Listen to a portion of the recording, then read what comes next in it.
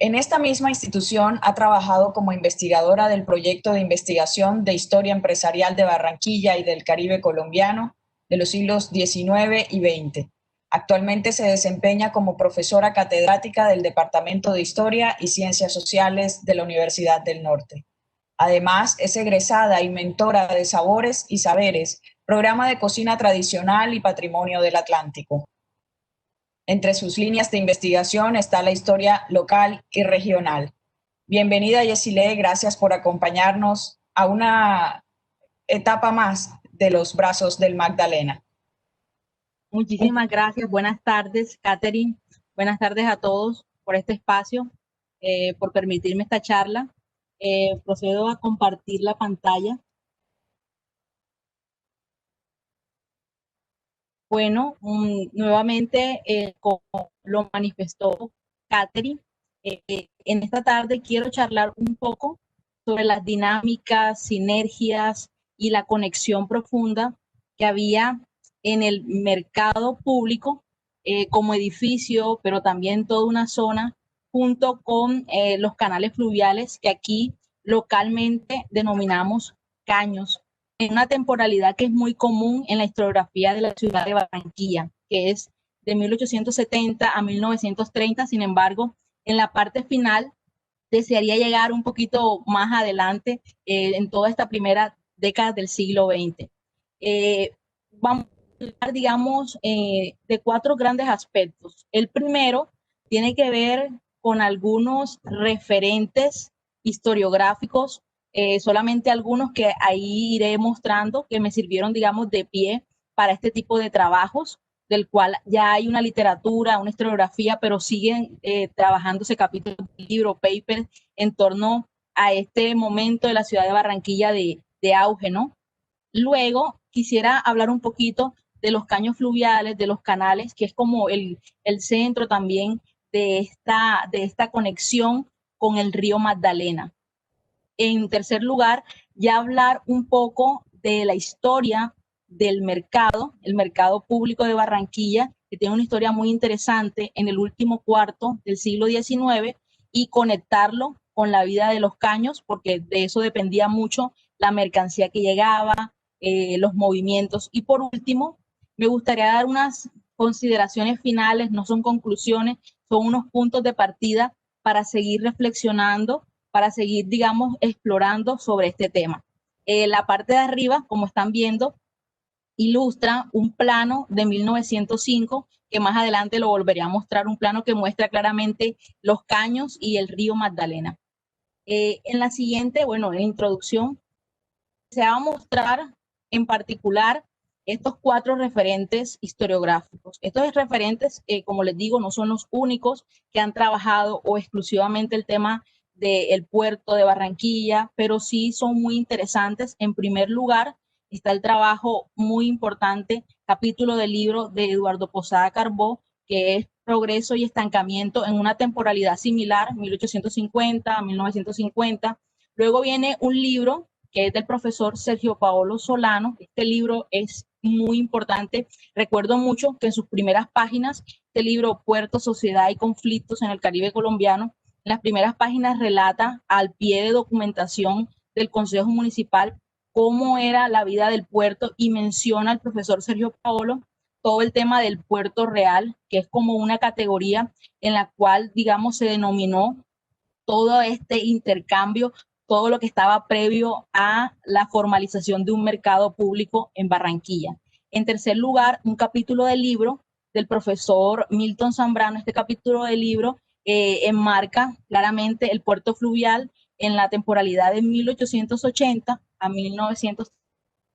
Es un libro que, bueno, llega ahí y hace el pare cuando ya se crea la intendencia fluvial, y también el profesor despliega toda una descripción y explicación de los caños, de los diferentes caños, denominaciones, dinámicas también. Y en último lugar, un capítulo del libro del año 2016, donde está trabajado por el profesor Antonino Vidal y Giuseppe D'Amato, y es un capítulo que tiene un título súper interesante y dice, Enlazando la Nación, habla de todas estas dinámicas del río Magdalena y el Gran Caribe. Entonces es muy interesante estos cuatro referentes. No son los únicos, ya lo dije. De paso, quería comenzar esta introducción refiriéndome a algunos consensos históricos. No son los únicos consensos, disensos, es algo que, digamos, siempre se comenta en la historiografía local y regional. En primer lugar, claramente en este marco del río Magdalena, hay que decir que el río Magdalena se ha considerado la arteria básica de este país y sobre todo un espacio que fue propicio para todo, digamos, el éxito económico del país, pero también la mezcla y la llegada de la cultura y la combinación de culturas ancestrales con todo lo que llegaba de fuera, todos los foráneos. Seguido a esto, claramente salían materiales de exportación, pero así como salían materiales de exportación, también llegaba de modo de importación. Uno ve muchas crónicas de viajeros, informes, donde se ve cómo llegaban desde instrumentos, también artículos, libros, técnicas y también extranjeros que llegaban y era una mezcla, ¿no? Ahí también se gestó este movimiento cultural en las aguas del río y también como vamos a hablar nosotros de estos brazos que son los caños, estos cuerpos también de agua. Quisiera también decir que hay como, vamos a decir que el río también, esto también es un tema de consenso, disenso, el río era vida, pero además de vida, también se le señaló en algún momento ciertos, digamos, aspectos como portador de enfermedades, portador, digamos, de diversas amenazas epidémicas. Y lo menciono en un momento donde aparecen teorías miasmáticas, mencionaban que el consumo de estas aguas y sobre todo, imagínense, luego de los caños y demás, era muy malo para el estómago, para enfermedades de la población. Lo siguiente es que la vida de Barranquilla, digamos, de esta población, se nutrió, se fortaleció o nace del intercambio fluvial. Por eso es importante seguir comentando sobre este tema. Los caños modelaron la vida de las personas. Al inicio tenían una dieta que dependía, digamos, de esta ciénaga que luego se fue reduciendo con el paso del tiempo. Otros consensos que también son muy conocidos en la literatura, historiografía, es la llegada de este ferrocarril de Bolívar en el año 1871. Como saben, este ferrocarril le dio como un paso o un empuje aún más al avance del puerto de Barranquilla, sobresaliendo de los dos puertos vecinos de Santa Marta y Cartagena, perdón. Los últimos tres consensos tienen que ver más con la historia del mercado y ya me voy hasta los años 50. Quiero decirles que pese a que uno mira hasta los años 30, puede notar cómo todavía en los años 50 y 60 el caño sigue siendo una parte activa del mercado y aún sabiendo que ya en los 50 hay una infraestructura vial, ya hay carreteras, ya hay otros medios de transporte, aún había una conexión y también se ve en las revistas de Barranquilla, muchas, digamos, crónicas de cómo se ve la vida de los caños. Por otro lado, en cuanto a la historia del mercado, hay que decir algo que es, digamos, el retroceso, la caída del mercado público. Y hay que manifestar que en la segunda mitad del siglo XIX va decayendo el mercado, en parte porque las empresas públicas municipales también van quebrándose un poco esa administración legada por Samuel Holopiter, una administración de corte americano basada en una amortización de unas deudas, de préstamos. Y luego también en la última parte quería decir algo que también es un tema de consenso, de disenso. Cuando se menciona de que Barranquilla por los años 50 ya ha perdido mucho de su primacía como gran puerto, primacía comercial, si se le compara con otros lugares, por ejemplo, Buenaventura. Sin embargo, en la misma localidad seguía haciendo movimiento. De hecho, si nos vamos a centrar en el tema del mercado, en algunas editoriales de órganos informativos de la Cámara de Comercio por los años 50 y 60, aún por los años 60, se menciona que el mercado de Barranquilla o esta gran plaza comercial era el centro o el gran granero de la costa. Entonces, esos son los primeros. Esto siguiente me parece también muy importante dejarlo claro. El maestro Luis Eduardo Nieto Arteta, en su obra El café en la sociedad colombiana, menciona algo que era evidente, que sabemos que Colombia, el territorio colombiano, vivía un aislamiento y ese aislamiento geográfico lo mantenía en una existencia provinciana. De esta manera lo menciona y dice que si no fuera por el río Magdalena, no pudiera haber una conexión con el exterior. Lo siguiente son estos medios de transporte. En todas estas conferencias se ha manifestado el uso de champanes, también los caminos de herradura, tierra adentro, y también todo el tema de vapores. Y quiero mencionar algo del tema de vapor, que necesitaba como gran combustible madera, leña, y eso también llevó a cabo que por todo este siglo XIX se dieran grandes procesos de deforestación para necesitar este vehículo, ¿no? De combustible, que era la leña. En un momento más adelante mencionaré esto, porque los atracaderos y las canoas y la venta de madera era algo muy activo también en este mercado de Barranquilla. Aquí quería mencionar algunos referentes, es una lista claramente con comentarios y observaciones de diferentes personalidades en la década de 1910, 1920 y 1930, y muchos de estos hombres, si ven los nombres, PBL, hombres extranjeros que tenían inversiones, en este caso quiero resaltar a Edwin Kemmerer, el economista norteamericano, que en 1923 vuelve a mencionar el tema del problema de los transportes en Colombia. Dice, Colombia está comparativamente aislada del resto del mundo, principalmente por la falta de ferrocarriles. El gran problema de Colombia hoy es el transporte, habla de 1923. Claramente había líneas férreas muy dispares a lo largo del territorio colombiano y todos apuntan a esto, o sea que hasta el año 30 todavía había muchos problemas de conexión.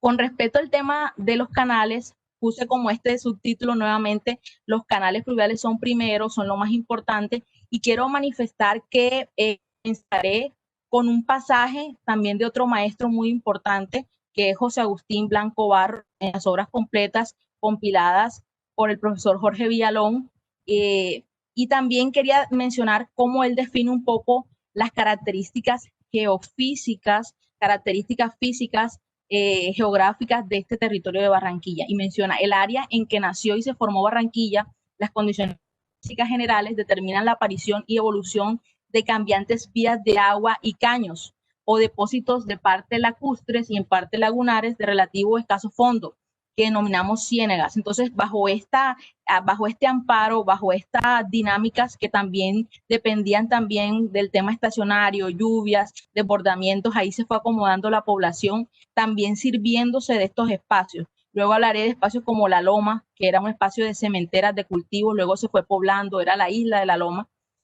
Más adelante aquí quiero resaltar, yo hice una búsqueda o una mirada, una exploración en el periódico El Promotor. Es un periódico comercial de la ciudad de Barranquilla. Es un periódico que gran parte del último cuarto del siglo XIX es importante pasar por este periódico, esta prensa comercial, y aunque el gran tema del periódico son los movimientos, publicidad, todo lo que llegaba como comercio y mercaderías transatlánticas, ultramarinos, publicidad también tiene su momento donde habla de las cosas, digamos, básicas, las necesidades, las inquietudes de la población, y quiero resaltar esta parte que me parece muy interesante, y es un artículo que se titula Caño Arriba, el promotor, el 13 de febrero de 1875. Para este año, es decir, mediados de la década de 1870, se evidencia un poco la necesidad del mantenimiento, del buen manejo, de la limpieza de caños como el caño arriba. No era, digamos, el más común en este momento, porque en este artículo manifiestan que es en el caño arriba donde se llevan a cabo la gran cantidad de intercambios, porque es por este caño donde llega la mayoría o la gran cantidad de artículos de primera necesidad, y dicen de que ahí vienen en pequeñas embarcaciones, pequeños botes de cubierta de las riberas del río Magdalena, vienen todas las mercancías. Dicen que si este caño, el caño arriba, está en mal estado, crean muchos problemas, y luego dicen, bueno, si no está el caño arriba, hay otros caños, por ejemplo, el caño de la Tablaza, que luego fue llamado caño de las compañías, pero para ese momento, hay que mencionar que es para 1875, se menciona que tiene dificultades. Entonces, la necesidad, y lo remarco, es mantener en buen estado caños como el Caño Arriba. Y se ve la respuesta y otras noticias, y combinando con otras fuentes, como el Caño de Arriba era muy importante. Se menciona, y me parece importante mencionarlo, que se crea una junta de vecinos. Esta junta de vecinos, los vecinos no eran cualquiera, eran hombres notables de negocios, entre ellos Esteban Márquez, pero no solamente Esteban Márquez, hay otros hombres como Eusebio de la Hoz, que era el presidente de esta junta de vecinos. Sabemos, Eusebio de la Hoz fue un hombre masón, que también estuvo en otras obras como la construcción del Cementerio Universal, y también otros hombres como José F. Márquez, tesorero, y el tesorero era Esteban Márquez. Quiero mencionar a Esteban Márquez porque Esteban Márquez, junto a otros hombres, bueno, en este caso Esteban Márquez, el primordial, digamos, negociante, prestamista. En otras fuentes del Consejo Municipal se menciona que años antes él había sido o había otorgado un préstamo de 2,000 pesos para la limpieza del canal del Trupillo, otro canal menor. Y quiero mencionar esto es porque en estos hombres notables, o esta junta de vecinos creó este organismo para recaudar fondos para mantener en buen estado los caños, porque de eso dependían sus negocios. Hay que decir también que había otra figura, y es como trabajo subsidiario que daban a que las personas lo hacían también para limpieza de caños, para otras labores de este tipo. A esto, nunca dejo pasar por alto las memorias del padre o presbítero Pedro María Rebollo. Pedro María Rebollo es también una literatura que es muy interesante porque él cuenta sus memorias, sus recuerdos desde muy niño, y uno de sus recuerdos, siendo muy pequeño, cuando su tío comerciaba, negociaba con ciertos productos, decía que negociaba con cacao, con algodón y con tabaco, para luego invertir en otras mercaderías. Quiero mencionar el caso de cómo el padre Pedro María Rebollo, antes de 1860, hace una descripción muy aproximada de lo que es el Puerto Real. Entonces va llegando, digamos, cómo es su entrada, y menciona al caer la tarde para entrar inmediatamente en una serie de ciénagas largos y otros cortos, hasta llegar a otra ciénaga cercana a Barranquilla, llamada La Tascosa, por razón de su poca agua, para salir al río Magdalena, transponiendo al puerto que llamaban Real, de la gran ciudad. Ese puerto Real que él menciona es donde luego estaría, como él lo dice, el mercado público de gran entidad. Entonces él va diciendo cómo llega, y más adelante, en otra parte de su descripción, menciona que este espacio es un espacio que no es formal, pero hay todo un intercambio, gente que está como un espacio, como una playa arenosa donde la gente está vendiendo su mercancía, y esos son los primeros recuerdos de él, como les digo, en 1860.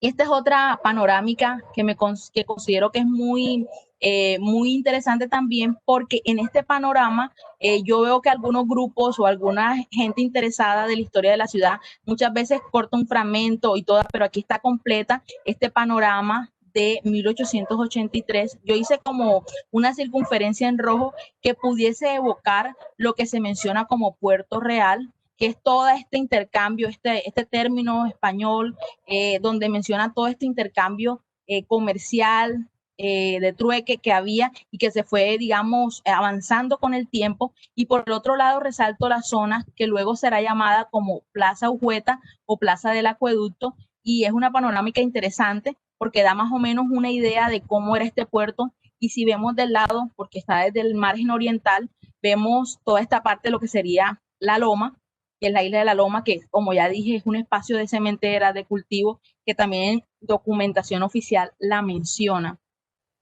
Quiero decir que en el tema de los caños hay muchos elementos que se pueden resaltar de su importancia. O sea, los canales fluviales, los caños en Barranquilla eran importantes, pero quiero centrarme en tres al menos, o tres razones. Primero, por razones de subsistencia, que esto también fue cambiando con el tiempo. Luego, por servicios y abastecimiento. Cuando hablo de servicios, también específicamente el uso de estas aguas cercanas o lejanas. Y luego también la facilidad logística.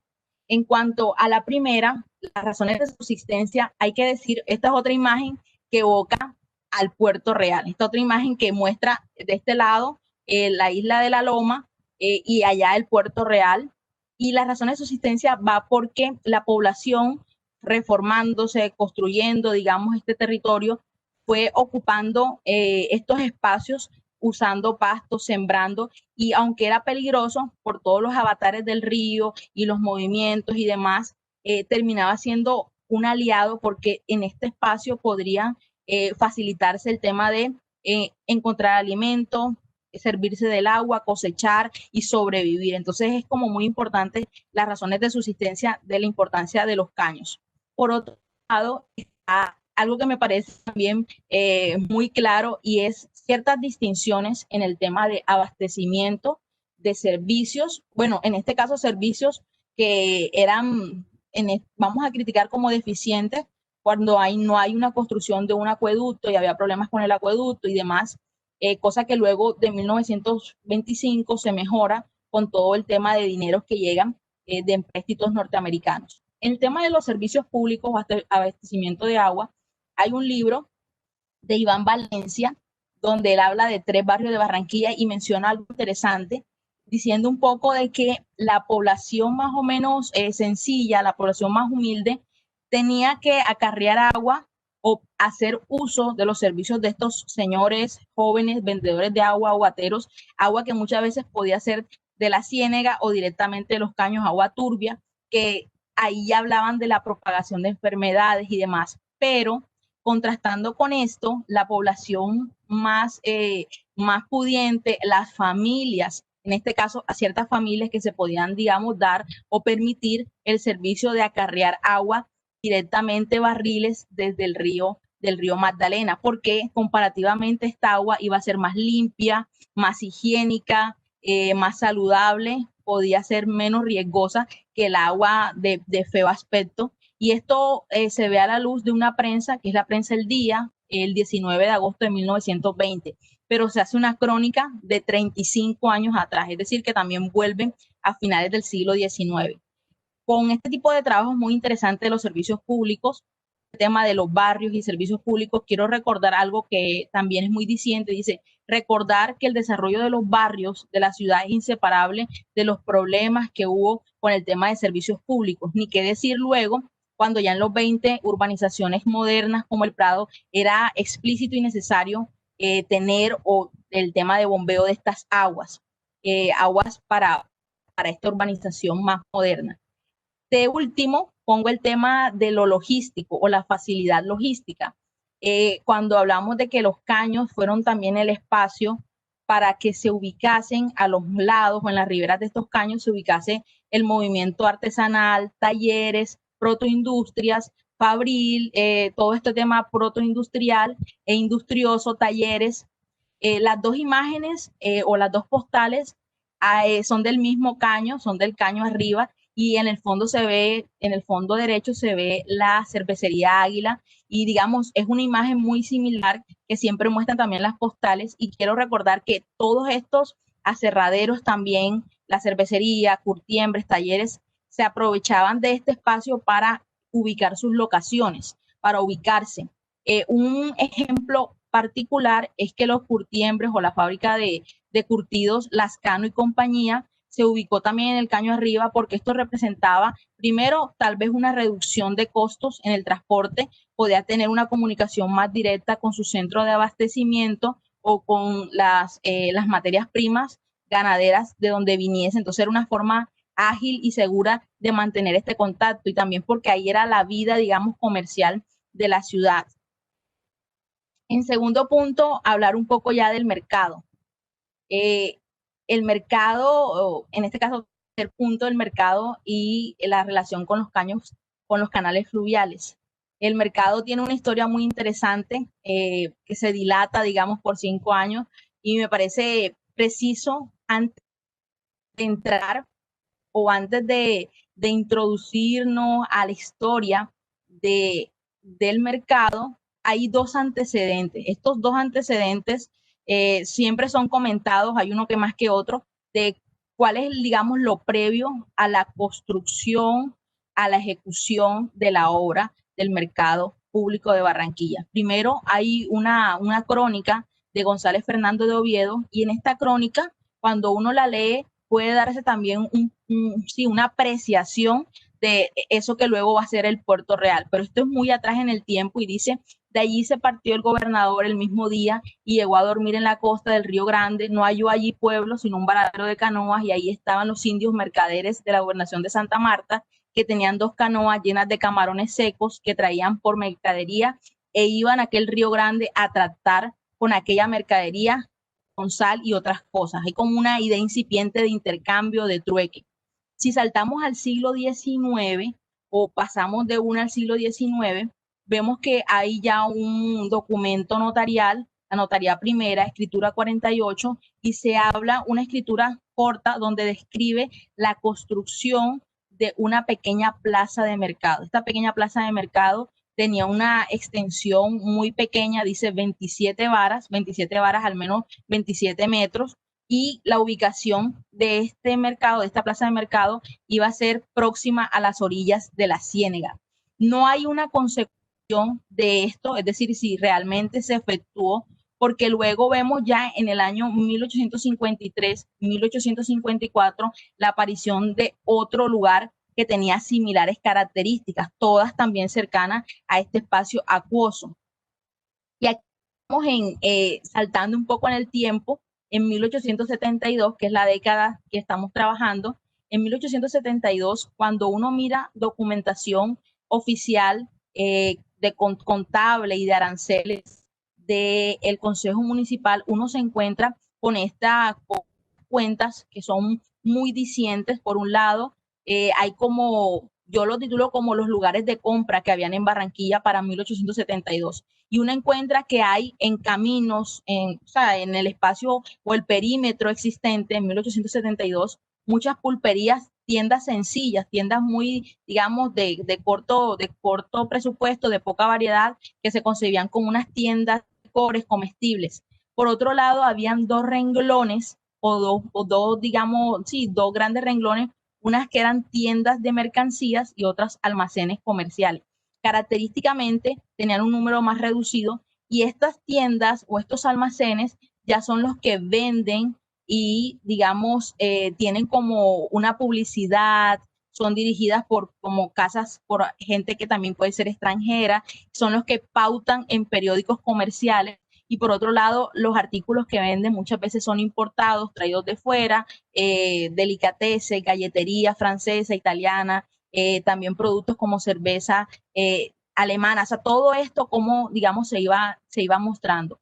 En último lugar, que es el lugar, digamos, que más tiene que ver con la investigación, se menciona un espacio, y este espacio siempre tiende a tener una denominación no muy clara. Se le denomina casa de mercado, mercado, carnicería, y es el espacio, digamos, más oficial donde se llevaban a cabo digamos, todos los intercambios. La función principal decía que era una carnicería, pero luego en otros momentos los mismos alcaldes de la época decían de que esto no llegaba ni a carnicería, porque en otras documentaciones mencionan de que está desde 1853, como dije, y ya hacia 1872 no había tenido refacciones, estaba bastante ruinoso, sin embargo, ya funcionando. Pese a que estaba en estas condiciones, el Consejo Municipal, las entidades no perdían el interés de sacar algún beneficio de impuestos, de arrendamiento, de ventas de esta carnicería, casa de mercado o mercado primitivo, que también estaba en todo este espacio de la calle 32, que luego cercano a esto sería la misma construcción, es decir, que nunca se movió este espacio, digamos, en esta misma área de comercio. Quería resaltar que a la luz de las informaciones del Consejo Municipal, es muy interesante seguir el rastro de cómo se menciona de que en ese mercado o en esa casa de mercado incipiente había toda una tasación, todo un ordenamiento de aranceles, de cobros, de impuestos, de arriendos. Y quiero mencionar que menciona, sí, la venta de pescado. Estaba la venta de pescado, pero no solamente la venta de pescado. Estaba la venta de pan, la venta de ñame, de almidón, de panela, de queso, de todo. Y habían también, teniendo en cuenta las embarcaciones menores. Cuando hablan de embarcaciones menores, todas estas que vendían mango, ya el tema de frutas, mango, caña, melaza, guarapa, hierba, yuca, entre otros frutos.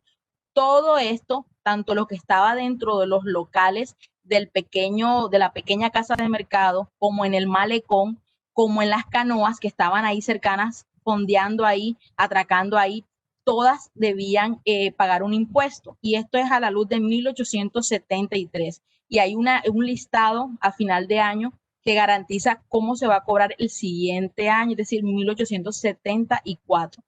Si uno mira esta es la fuente original, ahí van diciendo los decretos, dice artículo 1, para atender los gastos públicos, son, digamos, cobros ínfimos, 20 centavos diarios para que paga el dueño o encargado de venta de pescado, ya sea en la embarcación o en tierra, y así va denominando todos los otros productos. De hecho, para estas mismas épocas, años consiguientes, 74, 75 o 1876, van cambiando todo este tema de estos impuestos, estos decretos de impuestos para recaudarse, porque las mismas personas consideraban que eran gastos o unas sumas excesivas porque no había nada, o sea, era como un espacio sin mayor formalidad, pero se cobraba, o sea, se cobraba, había unas anécdotas donde unas marchantes, donde unas vendedoras se resistían a pagar este tipo de impuestos porque sus ventas eran menores.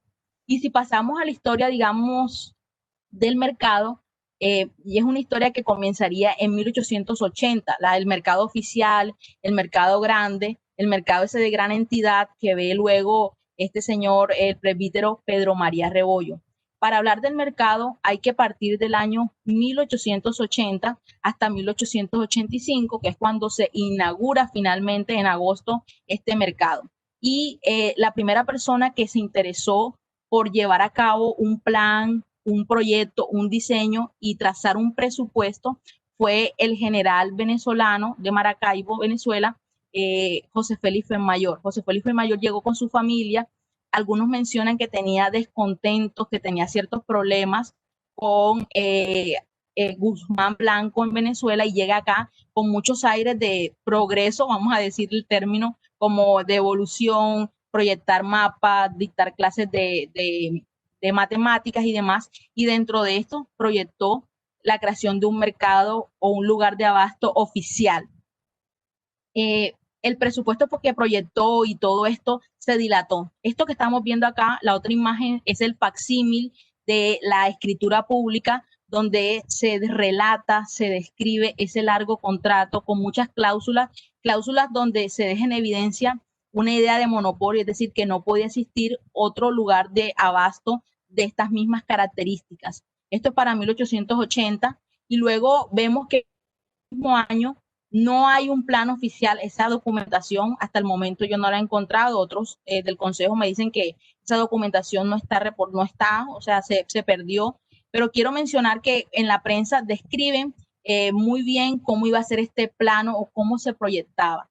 Y en algunas de las descripciones que hace el mismo José Felipe Mayor, claramente menciona cómo será el edificio, 48 localidades, pensando en pulperías, ventas de carne, ventas de todo tipo, pero en la última parte quería resaltar, dice, con un muelle bastante cómodo y firme para el atraque de las embarcaciones de carga y descarga. Esto también aparece en la prensa del promotor. Entonces también había una idea de posibles ensanches, o sea, de que este mercado tuviese posibles ensanches previendo los crecimientos urbanos de esta incipiente población también y pensando en estas dinámicas. De hecho, este mercado iba a ser en hormigón y demás, pensando en digamos, en la vida acuática que tenía que tener esta resistencia, que tenía que tener el edificio como tal.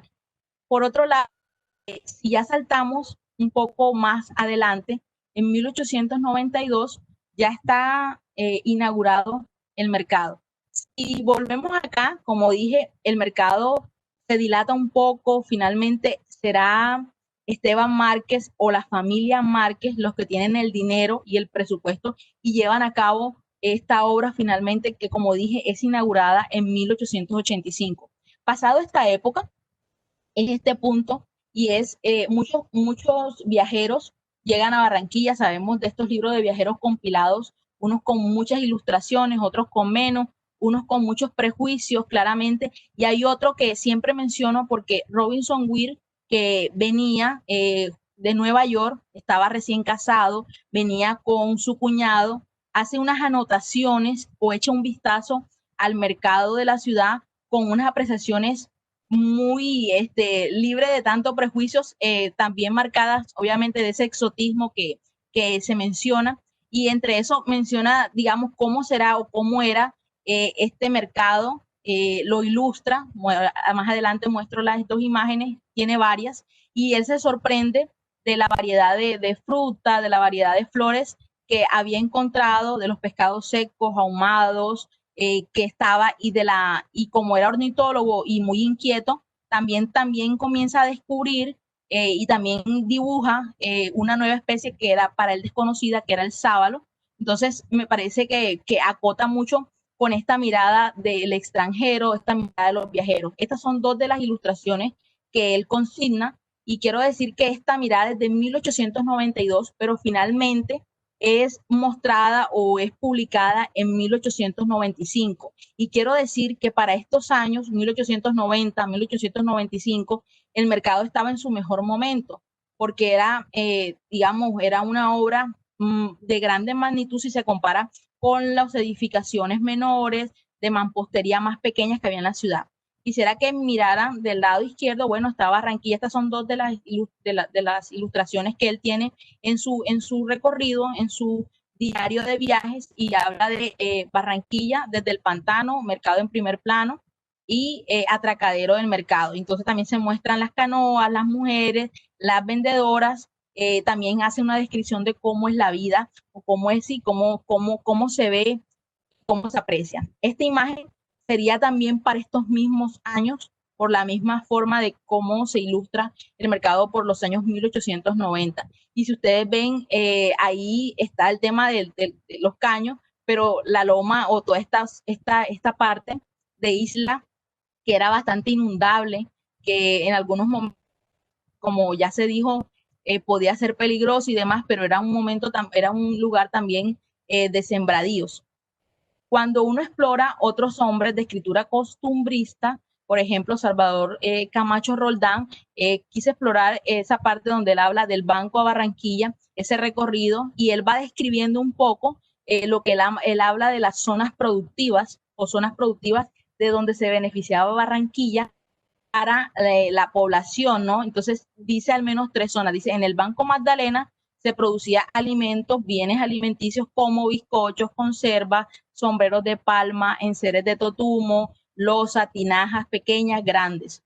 En otro lugar son, digamos, el Cesar, dice, las ciénegas de Cesar también traen esteras de junco. Y también menciona Ambalema, ya son lugares más retirados, Ambalema, y dice que de Ambalema al menos llegaba tabaco, pero no solamente el famoso tabaco de Ambalema, sino también unas apreciadas panelas. Entonces estos productos iban llegando a esta plaza comercial de Barranquilla, y después dice el tráfico de productos que arribaban de los canales a Barranquilla para ser vendidos a lo largo del Puerto Real y demás puntos provenía de la tercera sección del Magdalena, entre el Banco y el Mar Caribe, respectivamente, estados de Bolívar y Magdalena. Así, toda esta parte en la plaza de Barranquilla eran vendidos estos productos.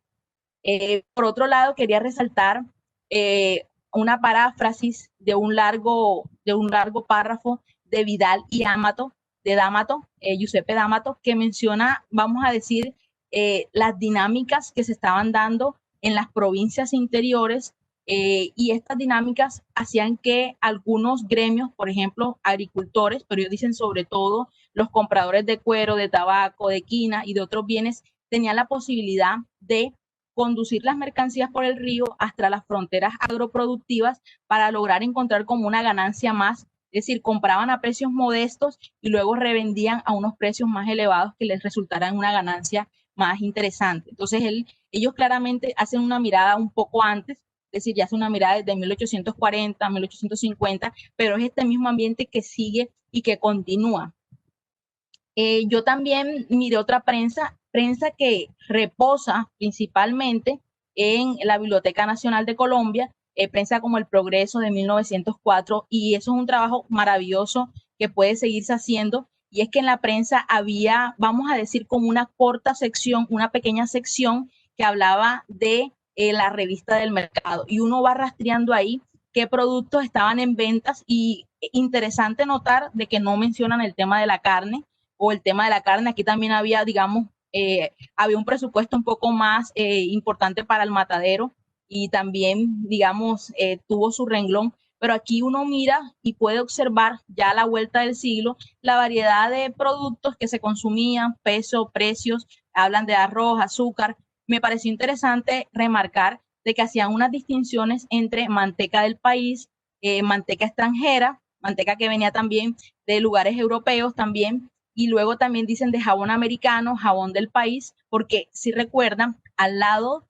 un espacio muy simbólico, muy también conocido, en la parte de el Paseo de Bastidas, también estaba cercano al mercado una jabonería que era Jabonería La Cubana de Arjona, y otras jabonerías. Estos trabajos de protoindustria son resaltados en libros de Sergio Paolo y Conde, de ensayos fabriles. Entonces este trabajo es muy interesante, cómo se va viendo lo que se va consumiendo, los productos, y esta es la imagen, o este es el plano del índice, cuando mostré que es el plano de Barranquilla en 1905, y quería centrarme en esto, que está el caño arriba, que el caño arriba, o en este caño perpendicular que nace en el río Magdalena. Luego está la zona que ahí se ve despoblada totalmente en 1905, la parte de la loma. Luego está el caño de las compañías, así largo, antes llamado de Tablaza, el de los tramposos, y todo este río Magdalena. Entonces hay que mencionar que ya en 1905 la extensión de la ciudad más o menos llegaba al cementerio universal, es decir, que ya habían más o menos una cantidad razonable de crecimiento, y seguía, digamos,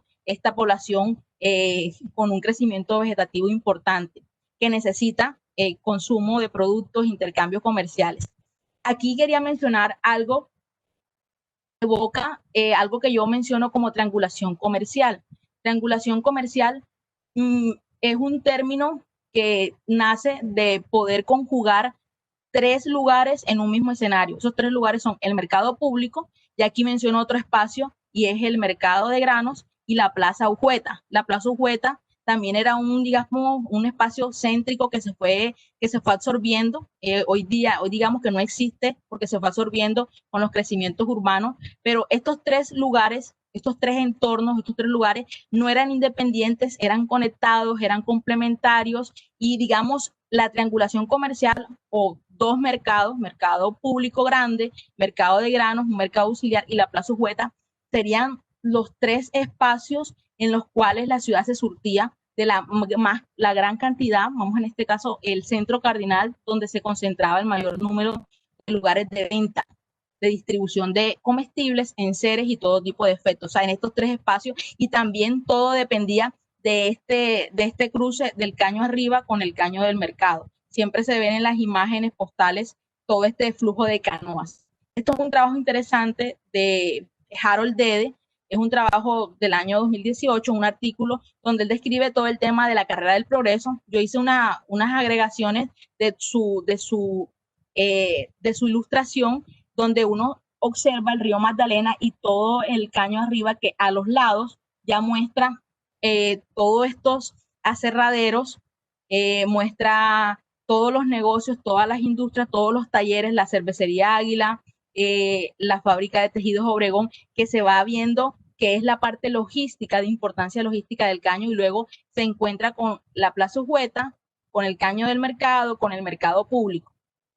Estas son otras postales que me parecen también muy interesantes de Floromanco hacia los años de 1920. Floromanco retrata las vivencias de esta vida urbana, que siempre claramente en el mercado es la unión de lo provinciano con lo que comienza a urbanizarse, y están las marchantes, compradores a pie, el tema de las canoas, la vida sobre todo en el mercado de granos. Más adelante, estas dos imágenes de Vergara y Baena son dos imágenes donde se muestra la Plaza Ujueta. Esta Plaza Ujueta es tradicional. Hoy día, como dije, esto no existe, se ha absorbido, se le conoce como memato, zona de mematos, o venta de cachivaches. También uno lo relacionan con venta de animales y demás, pero es un espacio súper absorbido. Hoy día se están haciendo cambios y demás. Estas son dos imágenes una de 1906, una imagen estereográfica, donde el Smithsonian retrata también la llegada de lo que siempre uno veía en las canoas, muchas veces eran frutas y maíz, mucho maíz veía en estas imágenes de la época. Y por otro lado, esto hace parte de un álbum que entiendo reposa en el Museo Romántico, estaba en posesión del Museo Romántico, y ahí describen de forma muy vernácula y dice que las señoras llegaban, los pescadores, con mojarras, con barbules, con lisa, bocachicos, pargos, entre otros peces del río, y las señoras iban a comprar y demás. Y también se ve un poco siempre esta mirada costumbrista de los caños y la vida del río, del mercado. Esta es otra imagen ya de 1939 y esto aquí está, yo marqué un poco nuevamente el caño arriba que se encuentra con el caño del mercado y lo que está acá de este lado, en esta curva o en este codo ya sería el paso del mercado de granos y el gran mercado público. Y quería resaltar algo que menciona el profesor Milton Zambrano, donde dice que el caño arriba nace en el río Magdalena y también perpendicularmente entra y cruza, digamos, se encuentra con el caño del mercado, y por el lado izquierdo está el sector o vecindario muy popular y conocido que es el boliche. El boliche también tiene una trascendencia en la historia de la ciudad porque es como el sector mecánico también, también de mucha inventiva de los vendedores que allí se ubican. Y por otro, comienza a decir que sobre el caño arriba y el caño del mercado claramente se han ubicado a lo largo de todo el siglo con todos estos problemas, sin embargo, negocios de todo tipo aprovechando la conexión con el río y con otros caños. Esto que está acá evoca más una época, digamos, de formalización. Llega la década de 1920 y sabemos que para la realidad estadounidense, unos felices años 20, para Colombia, la época también de la danza de los millones, pero algo que me parece importante en la formalización de la situación, digamos, del mercado, es que llega unos ensanches y unas mejoras porque se firma y se contrata un empréstito o un préstamo internacional con un banco de Chicago, Illinois, de Central Trust Company of Illinois, y quiero resaltar esto porque con este préstamo de $4 millones se produce una mejora en los servicios públicos, se crean las empresas públicas municipales que están dirigidas por este icónico administrador que es Samuel Holopeter, y bajo esta necesidad de amortizar una deuda se formaliza, se ensancha, se mejora el acueducto, se mejora el mercado. Esto gracias también a la intervención de los parris, que son como los intermediarios o los grandes intermediarios para que se diera a cabo o se llevara a cabo este préstamo entre el municipio y el banco norteamericano. Por otro lado, lo que siguió con todo esto y con las empresas públicas municipales es que se garantizara al menos en el papel que todo tuviera aranceles. Uno pensaría que todo esto era informal, que todo se llevaba de una forma muy informal, pero se da cuenta uno de que el tema de aranceles marcaba la madera, es decir, la madera que se da en venta en las embarcaciones de cualquiera de las riberas del caño arriba, desde su boca en el río hasta su confluencia en el caño, se pagará. Todo lo que llegaba, sea que estuviera en canoa, sea que se desembarcara, sean revendedores, tenían que pagar. Entonces ahí van describiendo en estos aranceles o en estos acuerdos, extensamente van describiendo muy minuciosamente cómo iban a cobrarse la madera que llegaba. Entonces dice 2 centavos tablón, centavo alfa listón y demás. Guadua va describiéndose. Así como esto, también menciona todo lo que se vendiese en los atracaderos. Es decir, que no solamente esta formalización de los servicios contemplaba un beneficio, sí, un beneficio económico para los mercados, en este caso mercado de granos y mercado público y Plaza Hueta, sino todo el intercambio de canoas que venían o todo este intercambio fluvial que estaba. Entonces, ahí mencionan 10 centavos por cada embarcación menor que esté vendiendo en los muelles riberas del mercado. O sea, todo tenía como una tasación. Como sabemos, hay una distancia entre el papel y la práctica, pero todo se deja puesto. Y todo esto también lleva a que tengamos que mencionar que antes de esto el mercado se proyectaba y continuó siendo un bien municipal muy valioso. Si ustedes lo comparan con otros bienes municipales, matadero, alumbrado, empresas telefónicas, el tranvía cae en 1927, el tranvía se cae, digamos, ya cae en desuso, pero es el conjunto de los mercados o los mercados municipales, mercado de granos, mercado público, los bienes que producen más, en este caso los más valiosos para el concejo, para el municipio. Estas son otras imágenes que se han vuelto muy comunes, que las estamos moviendo mucho, que son imágenes de 1937, que es una imagen de un fotógrafo, Martin Horst, que llega y por toda América pasa, pero hace unas imágenes interesantes.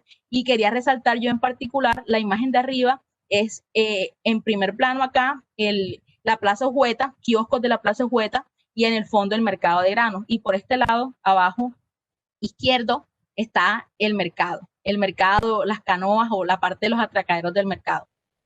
Adelante quiero decir también que esto impulsó hacia 1935-36 todo el tema de una intendencia, porque las mejores rutas para entrar y salir, a falta, digamos, de ferrocarriles y demás carreteras, eran las vías acuáticas. Entonces, también hay unas imágenes icónicas que muestran ya el momento de este puerto fluvial de la intendencia o esta organización que se ve de forma posterior, a partir de 1936. Y cerrando ya, hay que mencionar que hay una revista, Divulgaciones del Instituto de Investigaciones Etnológicas, que da como un fresco o un panorama hacia 1951. Y uno diría, bueno, ya el perímetro urbano ha crecido y demás, pero la vida de los caños era aún súper vital. Y quiero mencionar, el viajero que hoy tenga la curiosidad de visitar el Caño del Mercado una vez a la semana, podrá ver 300 metros de orillas llenos de todo tipo de canoas, desde el ágil cayuco, que en realidad es una pequeña piragua marina,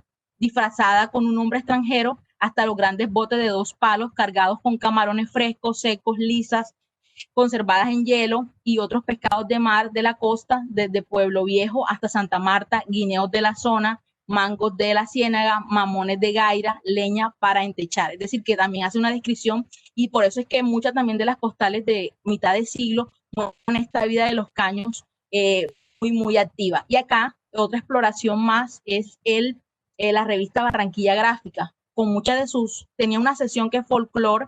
Esta sesión de folclore en algunos casos mostraba tradiciones vernáculas, y en unas portadas en particular centran en la vida de los caños, la vida esta, digamos, del puerto de Barranquilla hacia los años 60. Y esto me pareció interesante, donde habla de los rasgos característicos de la fisonomía típica de la ciudad. Y esos rasgos eran la vida en el mercado. Todas las imágenes corresponden al mercado, a los caños, a la venta en las canoas de alimentos. Y esto que está aquí dura unos pocos segundos. Es una imagen que se extrae de un grupo de Miller Pineda, Filmaciones Antiguas de Colombia y Latinoamérica, donde hacia 1959 uno ve también una vida donde el caño está súper vivo, la vendedora de pescado, las populares lavanderas, toda la gente, digamos, en este tráfico, en el afluente, venta de gallinas, de todo, pescado, frutas, se ve muy claro. Y consideraciones finales. Me gustaría decir que el poder de los caños fluviales es imprescindible. Es decir, los caños fluviales fueron el vehículo donde esta población se gestó, subsistió, y en el traspaso del siglo XIX se vio en la dependencia de este tráfico de productos que llegaba de pueblos ribereños. Siempre se menciona Calamar, Magangué, Monpós, El Banco, en diferentes épocas, unos más que otros. Y también cuando decían ya de otros lugares más lejanos, en el siglo XIX, como Embalema. En cuanto a Barranquilla, la Barranquilla se fortaleció principalmente de los intercambios de trueques naturales ubicados en el primitivo mercado. Ese primitivo mercado, Puerto Real, es lo que luego va a dar lugar a la ubicación del mismísimo mercado. El mercado, como uno lo conoce, hace una transición porque en 1904 tiene un incendio y tiene que ser renovado por los años 20, y con el tema del préstamo internacional tiene una renovación, unos ensanches hacia 1928. Lo siguiente, los medios de transporte y las vías de comunicación acuáticas determinaron la configuración y el desarrollo portuario de Barranquilla.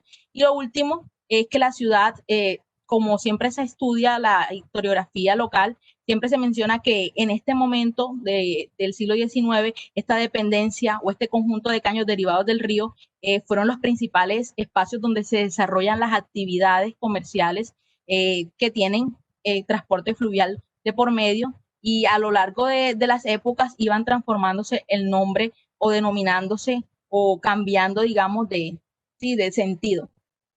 Puntos para reflexionar, no sé cómo estamos de tiempo, pero quería decir que hoy día sabemos que está el tema de la aleta, ahí como todo un espacio, y pensar o reflexionar en torno a si se ha superado el asunto de que Barranquilla le da la espalda al río Magdalena, y luego también qué tanto la población de a pie va reconociendo paso a paso la importancia de conocer el pasado de la ciudad a través, digamos, del entendimiento de la conexión de Barranquilla, los canales fluviales y todos los espacios comerciales tradicionales, que hoy día están en un proceso de renovación, y no solamente centrarnos en los problemas que son muy profundos como salubridad, seguridad, tráfico y demás. Muchas veces el tema de salubridad, las quejas que continuamente uno ha escuchado a lo largo del tiempo. Muchísimas gracias. Gracias a ti, Yesile, por esta disertación bien documentada, en donde nos genera muchas preguntas y reflexiones acerca de las realidades que tenemos actualmente con el que es un espacio prácticamente invisible, ¿no? Te voy a pedir, por favor, que dejes de compartir para que entremos en la ronda de preguntas. Una de ellas la hace Luz Estela Fajardo. Pregunta, ¿el mercado público entonces fue construido por privados? ¿No hubo inversión pública en ello? Muchísimas gracias. Esa pregunta muy acotada, no lo mencioné. En mi investigación he podido concluir que ese mercado público de Barranquilla pasó por 3 momentos. Una primera administración privada de la mano de la familia Márquez. Nunca había dinero, la municipalidad, el consejo siempre se quejaba de no tener dinero para llevar a cabo esta obra. Entonces, en la primera época, desde 1885 hasta 1904, cuando se da un incendio fortuito, el mercado es de manos privadas, es decir, mercado era tanto así que el 94% de las ganancias la tenía la familia Márquez, Esteban Márquez y sus hijos. Esteban Márquez muere, quedan sus hijos como los grandes herederos, los grandes administradores. Está un hijo de él que es Manuel María Márquez, abogado, que era el que llevaba los negocios del mercado, era el que llevaba. Luego hay algo que yo lo quiero definir, y es que luego que se muere el patriarca Esteban Márquez, ya no, nada es como antes. Es decir, que pierde como esa fuerza esta familia y sucede el incendio y pasa al municipio. El municipio siempre dijo, ay, es que nosotros vamos a llevar a cabo mejoras y demás, pero para nada. Hacia 1910, 1913, hasta cuando ya está el mercado de granos de 1913, se servían de este bien público, pero nunca invertían. Y luego viene un proceso, que son las empresas públicas municipales, a partir de 1925, donde estas empresas públicas llevan a cabo una administración mixta, digamos, donde tienen como un radio o un foco de corte americano, donde ahí sí uno recuerda que siempre los abuelos dicen de que el mercado era limpio, que lo limpiaban cada tarde, que no se veía ningún mal olor, que la gente tenía una vida. Y ustedes ven en las imágenes de 1937 de fotógrafos como este señor Horst, que se ven las señoras que venden los pescados con una indumentaria, con su gorro, con todo un tema de sanidad muy interesante. Entonces, respondiendo, el consejo o la parte pública nunca respondió a las necesidades de un tema como es un mercado. Siempre hubo problemas. Milena Aguirre pregunta, ¿cuáles han sido las causas que han dificultado tener una mejor organización e higiene del mercado y sus caños? Bueno, mi estudio llega hasta los años 60, sin embargo, hay literatura en los 80 y literatura hasta la época del conocido, no sé si algunos recuerdan, el padre Rebollo, que en los 90 hay un tema como el DADIMA y otros organismos como ambientales, y llegaban a la conclusión que las mismas personas por una cultura de que no me importa nada, siempre tenían la costumbre de tirar, de manejar, digamos, ningún protocolo para llevar a cabo un comercio limpio. Por otros lados, cuando ya hablamos de lo físico, el caño sufrió, digamos, casi que pierde como el movimiento, cuando hay ampliaciones de la cervecería Águila creciendo, todo esto limita que esta agua no corra, o sea, se daña aún más el flujo de esta agua que se ve ennegrecida. Todavía en los 60 se veía una agua que era navegable, que la gente todavía estaba, ya después en los 70 se va decayendo esto, en los 80 aún más, una pauperización, y luego en los 90 muchos problemas. Era el mercado más sucio de Colombia, así lo mencionan periódicos como El Tiempo. El mercado más sucio de Colombia era Barranquilla. Sí. Otra pregunta es, ¿el proyecto actual en torno a Los Caños contempla volver a la vida comercial con los pueblos aledaños o es turístico únicamente? Bueno, no conozco realmente cómo está esto, pero con lo que tienen o lo que he visto de InCity y todos estos proyectos, me he dado cuenta que la idea no tanto es volver a esto, sino volver a este tiempo de antaño, porque claramente ya hay una logística diferente, carreteras y demás, pero sí es devolverle esa noción a la ciudad de que estar en contacto con estos cuerpos de agua. Es más que todo una visión de cielo abierto, que también algunos critican, de cielo abierto, en contacto con la naturaleza, pero como sabemos siempre hay un trabajo de cultura ciudadana, de algo de pertenencia que siempre está pendiente ahí. Pero no sabría, yo no tengo idea que se vuelva a lo de antes, sino turístico y darle vida. Reubicaciones también. Hay también mucha espera y entiendo que muchos vendedores tradicionales que he entrevistado del mercado de grano siempre sienten esa nostalgia de que cómo realmente van a recibir hombres que, como saben, son negocios heredados de sus abuelos, de su familia, ya son hombres mayores, pero que todavía se concentran en esa vida que tenían en el mercado público, en ese acontecer de venta del mercado, porque era su vida, ¿no? Hace 50 años, hace 45 años. ¿Cómo podríamos relacionar también, y si podríamos de pronto enfocarnos un poquito hacia la relación de la pérdida de Barranquilla cuando Barranquilla perdió el puerto? ¿Cómo también impacta esto en la vida comercial y sí, en la vida en general, en ese ritmo urbano que tenía el mercado? José Raimundo Sojo, economista, hay un libro como que habla para el momento, digamos, cuando comenzaría la pérdida del predominio comercial, portuario, cuando se da paso a lugares como Buenaventura. En ese momento daban perspectiva del crecimiento de Barranquilla. Sin embargo, la literatura, por ejemplo, de Milton Zambrano, la literatura del rector Meisel, hablan de que Barranquilla iba perdiendo poco a poco su predominio por los años 50. De paso, hay otras cosas que van sucediendo en el país y es un gran problema que también enfrenta el mercado. Y es que por los años 50 hay un flujo de inmigración del interior, hay un gran problema que se menciona que es vendedores ambulantes, hay mercados satélites que no sirvieron para mucho. Entonces todo, digamos que se une, es como un cúmulo de situaciones que por los años 50 se va sintiendo y claramente profesores como Milton Zambrano dicen de que todavía con todo esto el mercado o en este caso la ciudad seguía siendo importante a nivel regional, pero a nivel nacional ya había perdido realmente ya había perdido porque se pasa a otros sectores como Buenaventura. Yo a la luz del mercado, a la luz de la información que yo concreto del mercado, sí me doy cuenta que el mercado, aún en los 60, teniendo mercados satélites que fueron, como digo, un fracaso, eso lo menciona Lau Chin Curry, también un economista canadiense que mencionó que lo poco rentable que fue estos negocios, mercados satélites, el que fue un poco más, que tuvo como más auge, tal vez pudo ser el mercado Boston, el mercadito Boston y también el mercado de Chiquinquirá.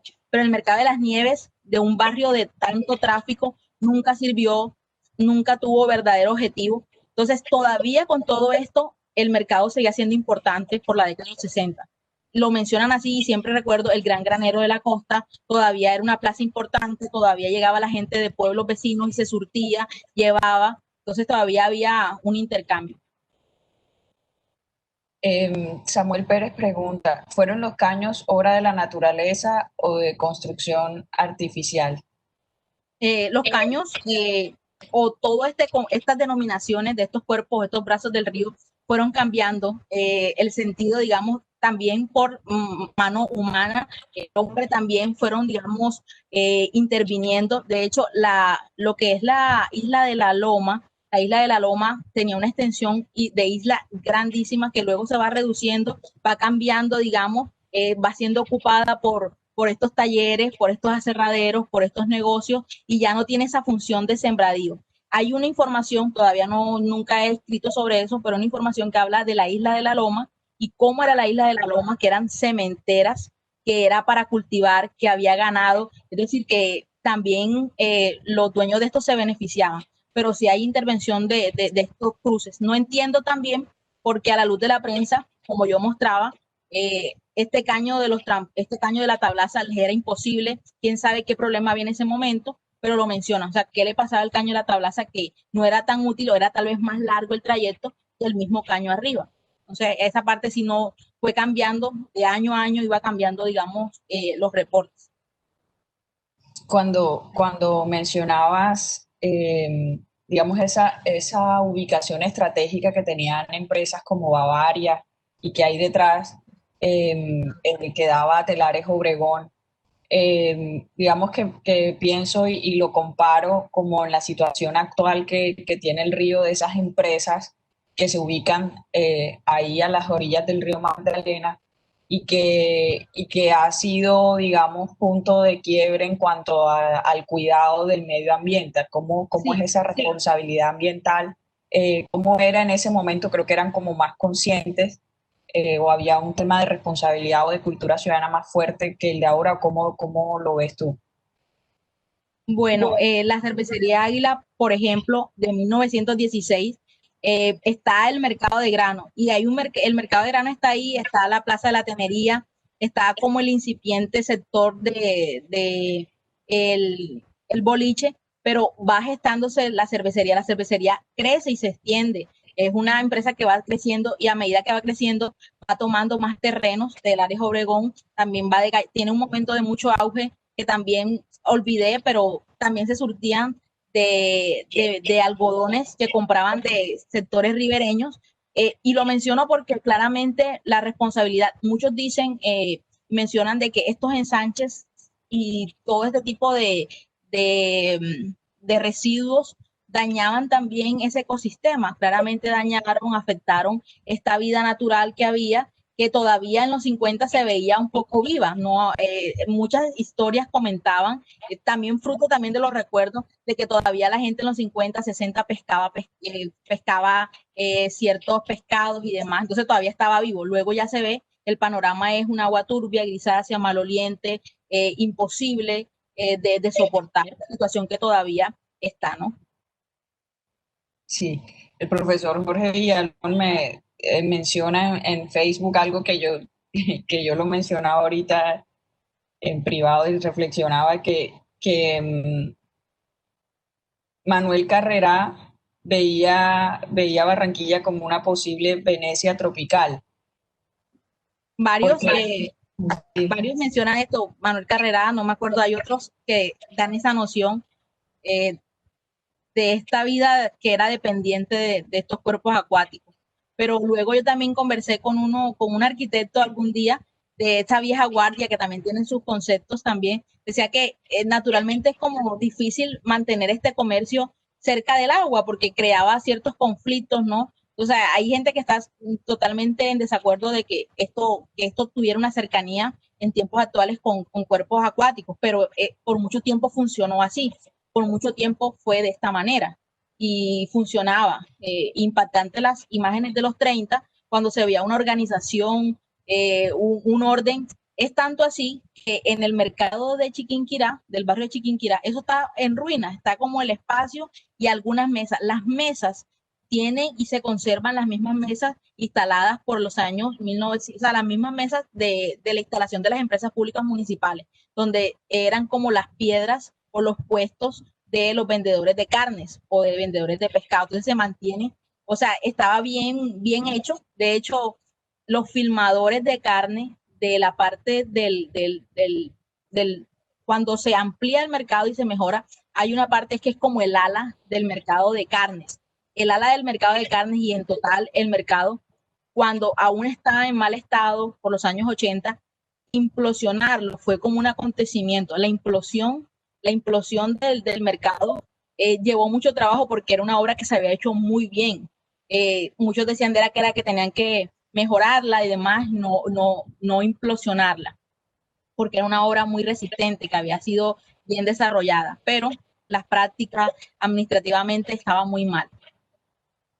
En dónde se encontraba ubicado este mercado de Chiquinquirá? ¿En qué dirección? El mercado de Chiquinquirá, el mercado de Chiquinquirá aún todavía tiene como unos 2 tiendas y demás, no en el barrio, no recuerdo, está muy cerca al colegio Caro, José Eusebio Caro está muy cerca también a la Murillo, está como que yo lo ubico que es muy cerca a la Murillo y al colegio José Eusebio Caro y casi a unas 2 cuadras claramente del cementerio universal, pero no tiene funciones, hay unas iniciativas, pero muchos intereses de los gremios del barrio, de los cabezas de las acciones municipales, de las juntas de barrio y eso. Entonces, no sabría, no conozco esa situación. Bueno, Yesile, estamos muy agradecidos contigo. Gracias por esta estupenda ilustración, por todo lo que nos has mostrado de la importancia de estos caños, de la vida de los caños y cómo impactaba realmente en las dinámicas de economía y de ciudad en aquel entonces. Y bueno, a todos nos queda una reflexión alrededor de volver a mirar estos espacios con su importancia y con su relevancia que tienen en todas en toda la ciudad, ¿no? Como en otras partes del mundo, en otras ciudades, el mercado y el centro de estas ciudades hace parte de la vida permanente de una ciudad, es lo que le da vida, es lo que le da dinamismo y es hora como de empezar ya a rescatar todo esto y como mencionaba Germán en el Facebook, que no se quede en esto, ¿no? Que no se quede en los libros, que no se quede en las fotos, sino también es un deber ciudadano de nosotros también evaluar qué posibilidades y cómo nosotros podemos contribuir a darle nuevamente vida a estos espacios alrededor del río. Muchas gracias, Jessica, muchas gracias a todos. Los esperamos el próximo jueves. Tendremos otra conferencia con Muriel Jiménez en nuestro canal de Facebook Live y aquí en Webex. Que pasen feliz tarde. Muchas gracias, Jessica. Gracias.